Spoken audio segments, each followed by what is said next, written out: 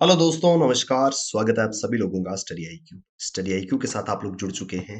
मैं शुभम सरथालिया एक और विषय पे, एक और टॉपिक पे बात करने के लिए आ गया हूँ। आप चाहें तो इंस्टाग्राम, फेसबुक या टेलीग्राम के माध्यम से मेरे साथ कनेक्ट कर सकते हैं।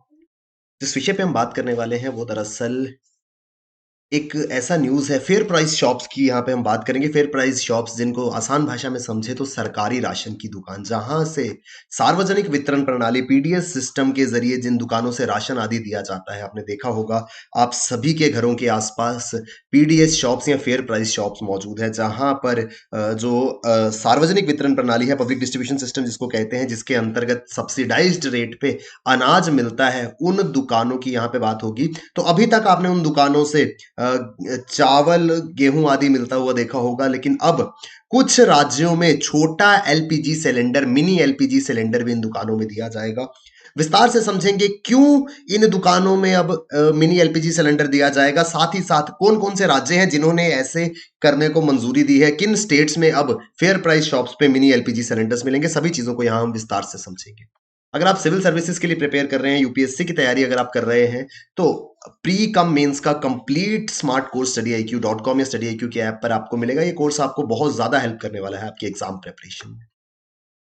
The states of Maharashtra, Goa and Rajasthan, तो याद रखिएगा, इंपॉर्टेंट है। कौन कौन से राज्य हैं जिन्होंने ये प्रोसेस को शुरू किया है कि फेयर प्राइस शॉप, जो सरकारी राशन की दुकानें हैं, वहां से अब एलपीजी सिलेंडर लोग प्राप्त कर पाएंगे। तो वो स्टेट्स है महाराष्ट्र, गोवा और राजस्थान। तो ये तीन स्टेट्स ऐसी हैं जिन्होंने फेयर प्राइस शॉप्स में मिनी एलपीजी सिलेंडर को मुहैया कराने का एक प्रोसेस जो है वो शुरू किया है। मिनी एलपीजी सिलेंडर 5 किलो तक की गैस इसमें स्टोर होती है। इस साइज का ये सिलेंडर होता है। आपने देखा होगा छोटे साइज का सिलेंडर कुकिंग में काम आता है। मैक्सिमम लोग जो घरों से बाहर रहते हैं या जिनकी फैमिली छोटी है, वो इस सिलेंडर का इस्तेमाल करते हैं, क्योंकि इसमें कम अमाउंट में, अगर आपकी रिक्वायरमेंट ज्यादा बड़े सिलेंडर की नहीं है तो आप इसका इस्तेमाल कर सकते हैं। नॉर्मली ये जो गैस एजेंसीज है उनके द्वारा मुहैया कराया जाता है, लेकिन अब फेयर प्राइस शॉप्स में भी ये सिलेंडर दिया जाएगा।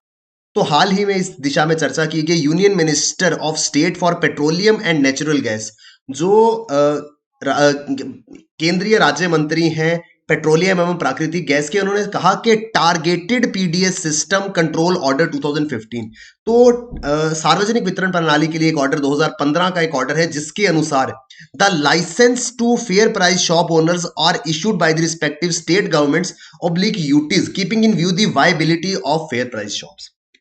अब ऐसा क्यों किया जा रहा है, ये यहां पे समझाने की कोशिश की गई है। प्रॉब्लम ये है कि फाइनेंशियली वायबल नहीं हो रहा था बहुत सारे राज्यों में फेयर प्राइस शॉप्स को चलाना, सिर्फ और सिर्फ गेहूं, चावल और चीनी आदि के ऊपर। आप जानते हैं मैक्सिमम जो सरकारी राशन की दुकान है वहां पे गेहूं मिलता है, चावल मिलता है, चीनी मिलती है, केरोसिन ऑयल मिलता है, लेकिन सिर्फ इतनी ही चीजों को बेच करके जो फेयर प्राइस शॉप चलाने वाले हैं उनके लिए ये फाइनेंशियली वाइबल नहीं था। यानी कि उनको कोई बहुत ज्यादा प्रॉफिट उसमें नहीं हो रहा था कि वो उसको फुल टाइम बिजनेस की तरह या फुल टाइम प्रोफेशन की तरह वो जो है कंटिन्यू करे। तो क्योंकि वो व्यक्ति जो फेयर प्राइस शॉप को चला रहे थे उनको फाइनेंशियली वाइबल नहीं था ये पूरा का पूरा प्रोसेस, तो उनके लिए उनके जो पूल ऑफ सेलेबल आइटम्स है, जिन चीजों को वो बेच सकते हैं चाहे पीडीएस सिस्टम के थ्रू ही, उसको इंक्रीज करने के लिए अब एलपीजी सिलेंडर को भी शामिल किया गया है कि एलपीजी सिलेंडर को अगर फेयर प्राइस शॉप से लोग खरीदते हैं तो उनको उसका जो मार्जिन होगा वो उनको मिलेगा, जिससे फाइनेंशियली उनको एक थोड़ी सी एक्स्ट्रा इनकम राहत के रूप में मिल पाएगी। तो कारण सीधा सीधा ये है कि फेयर प्राइस शॉप्स जो हैं, जो सरकारी राशन की दुकानें हैं, उनके लिए फाइनेंशियली वाइबल नहीं था सिस्टम को चलाना, क्योंकि उनको ज्यादा मार्जिन उसमें नहीं बच रहे थे।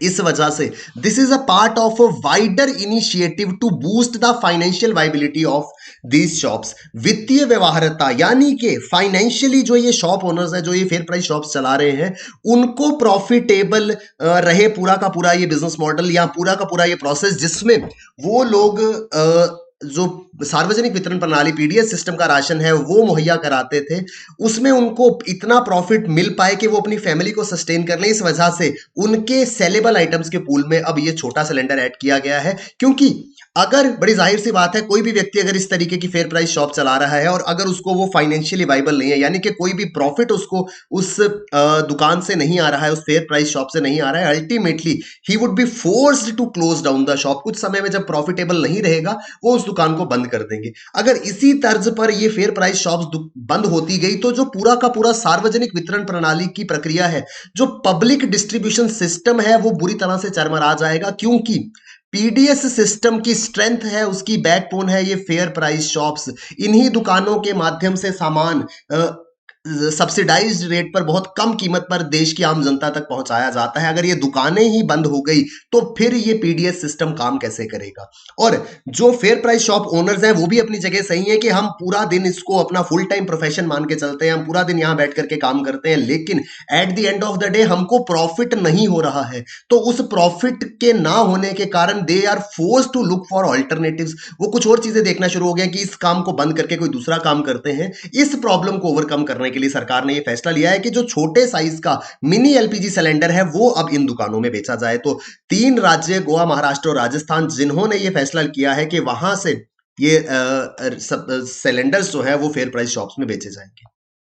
देश भर में करीब 5,32,000 राशन या फेयर प्राइस शॉप्स हैं, जिनका सोल काम क्या है, जिनका एकमात्र मुख्य भूमिका क्या है, सब्सिडाइज्ड रेट पर फूड ग्रेन्स को, खाद्य पदार्थों को सब्सिडाइज्ड रेट पर रियायती दर पर देश के करीब 80 करोड़ लाभार्थियों को देना, जो कवर होते हैं नेशनल फूड सिक्योरिटी एक्ट के अंतर्गत। राष्ट्रीय खाद्य सुरक्षा अधिनियम के अंदर जो 80 करोड़ लाभार्थी हैं जिनको इन दुकानों से लाभ मिलता है, उनकी सहूलियत के लिए, उनके बेनिफिट के लिए देश भर में करीब 5,32,000 फेयर प्राइस शॉप्स, ये राशन की दुकानें मौजूद हैं। The centre is looking to leverage this network by introducing the retail sale of cylinders. तो केंद्र ने अब ये कोशिश करी है कि इन दुकानों को और ज्यादा बिजनेस ऑफर्स दिए जाएं इस तरीके का इंट्रोडक्शन से कि ये भी सिलेंडर भी दे पाएंगे। तो कहां से बेचे जाएंगे ये सिलेंडर? फेयर प्राइस शॉप्स, जिनको आप आसान भाषा में सरकारी राशन की दुकान भी जो है वो समझ सकते हैं। तो क्या होती है ये fair price shops? Fair price shop एक ऐसी दुकान है जिसके पास लाइसेंस है, किस चीज का? To distribute commodities issued under the section 3 of Essential Commodities Act 1955 to the ration card holders under targeted public distribution system।